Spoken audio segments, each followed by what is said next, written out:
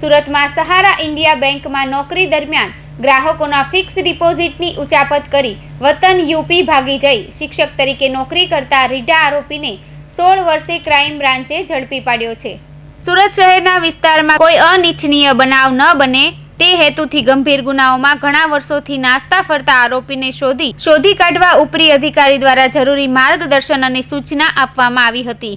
જે અનુસંધાને સુરત શહેરના ક્રાઇમ બ્રાન્ચની અલગ અલગ ટીમો વોન્ટેડ આરોપીને પકડી પાડવા વર્કઆઉટમાં હતા। તે દરમિયાન ક્રાઇમ બ્રાન્ચના આર્મ્સ એક્ટ સ્ક્વોડના પોલીસ માણસોને મળેલી આધારભૂત બાતમીના આધારે ઉત્તર પ્રદેશના બસ્તી જિલ્લાના જુનિયર હાઈસ્કૂલ બટુપુર ખાતેથી વર્ષ 2017માં એટલે કે 16 વર્ષ અગાઉ અમરોલી વિસ્તારમાં સહારા ઇન્ડિયા બેંકમાં નોકરી દરમિયાન ગ્રાહકોના ફિક્સ ડિપોઝિટની ઉચાપત કરી ભાગી છૂટેલા સુરેશસિંહ ફોજદારસિંહને ઝડપી પાડી સુરત લાવી તેનો કબજો અમરોલી પોલીસને સોંપવાની તજવીજ હાથ ધરી હતી।